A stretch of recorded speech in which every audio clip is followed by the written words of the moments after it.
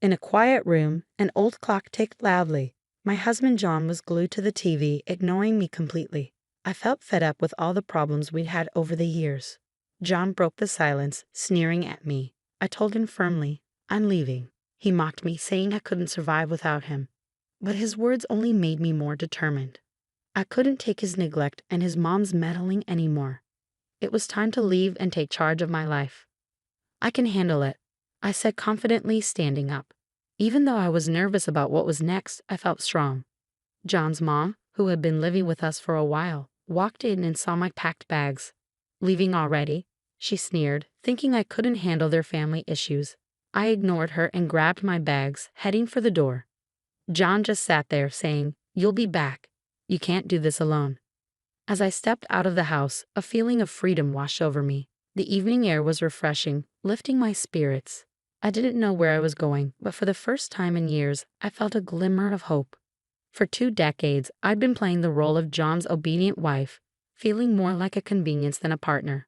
My son, Elias, was the only source of happiness, but even he couldn't fill the void in my heart. John's mom made things worse with her constant criticism and manipulation. Finding a small, peaceful apartment was a relief. It became my safe space where I could think without judgment. I ignored calls and messages from John and his mom, who begged and threatened me. I was determined to stand my ground and move forward.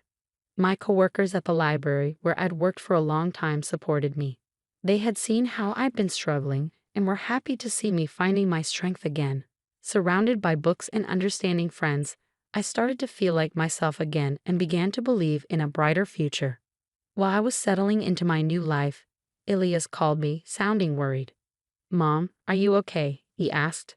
I reassured him, feeling calm for the first time in years. "Yes, Elias, I'm doing better than ever." But then he told me about the problems at home. My decision to leave hadn't gone down well. John had turned to drinking, and his mom wouldn't stop blaming me for leaving. I pushed away the guilt, reminding myself that they needed to respect my decisions. Elias hesitated but then expressed his support for me prioritizing my happiness. Ending the call, I realized this was just the beginning of proving myself to John and his mother, who had underestimated me for too long. It was time they saw I wasn't the obedient woman they thought I was. My journey to self-discovery and independence had only just begun. In my quiet new home, I reflected on the 28 years with John.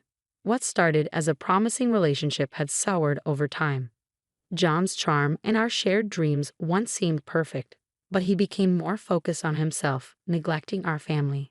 Elias's birth didn't bring us closer, it highlighted our growing distance. John thought providing money was enough, leaving me to handle the emotional support. His mother, Ariana, was always there, criticizing my parenting. She'd say I was spoiling Elias, insisting John never needed that kind of care. Despite her comments, I focused on raising Elias well. He grew into a thoughtful and independent man, a bright spot in our tense home. Things reached a breaking point when Ariana moved in without asking, claiming she was lonely. Her presence was suffocating. She criticized everything from my cooking to my clothes, hinting that John could have chosen a better partner. This new phase of my life was all about breaking free from years of control and finding myself again, a journey I was just beginning.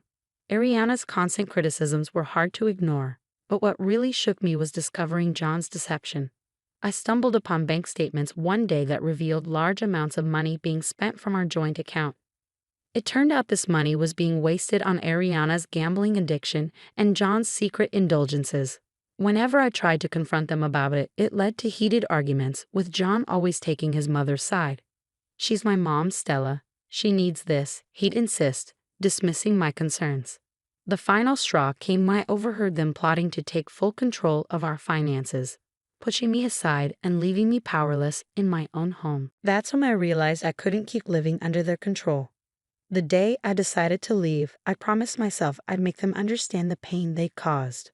My plan was simple but powerful, to challenge their egos and their control. I started by legally separating our finances, which shocked John. "What are you doing?" he demanded on the phone. "I'm protecting myself, something I should have done a long time ago," I replied calmly but firmly.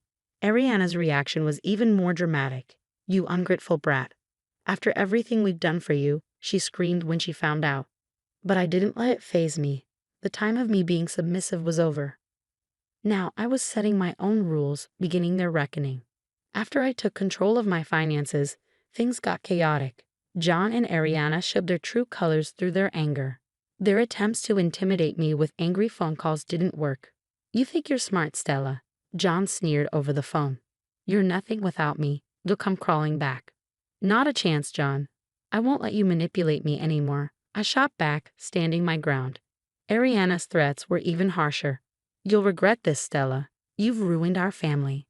"There was no family to ruin, Ariana. It was all fake," I countered.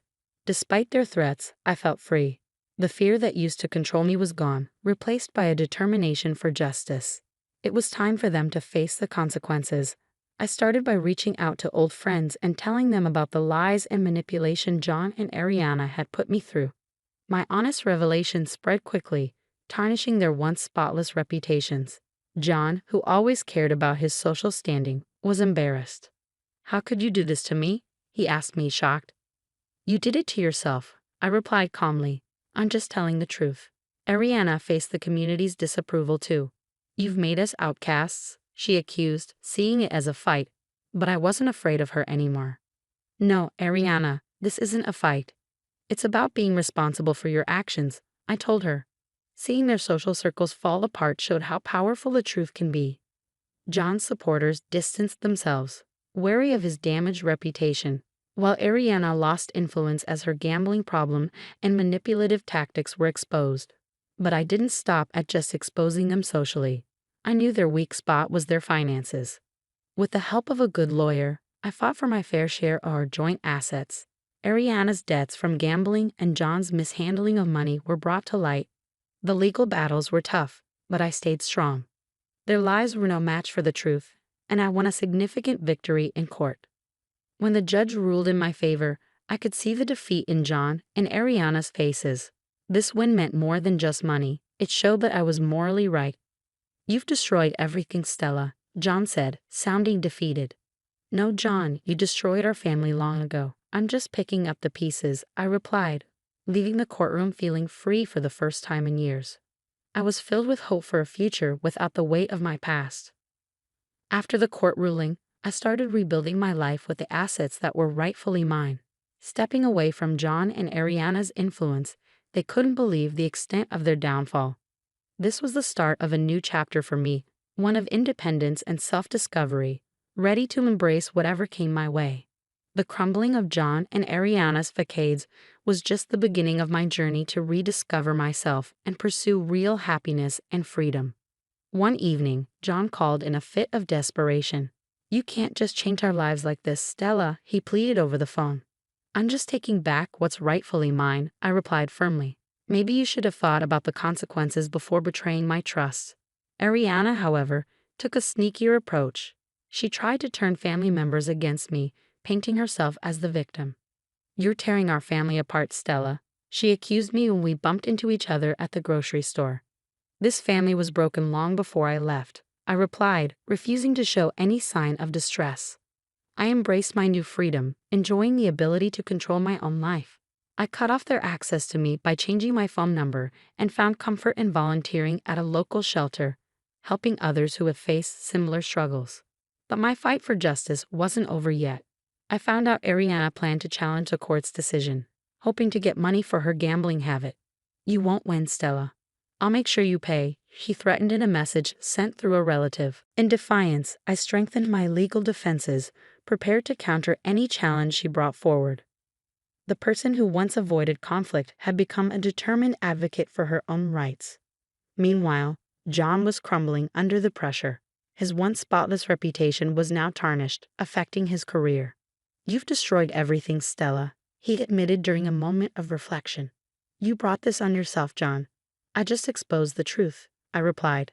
As time passed, I watched as their seemingly stable lives fell apart. Ariana's attempt to overturn the court's decision failed, leaving her in financial and social ruin. John's professional life continued to decline, his reputation irreparably damaged. However, I didn't feel any joy in watching their downfall. Though it was an important part of reclaiming myself, it didn't bring me satisfaction. My journey was about healing and finding myself, far beyond their punishment.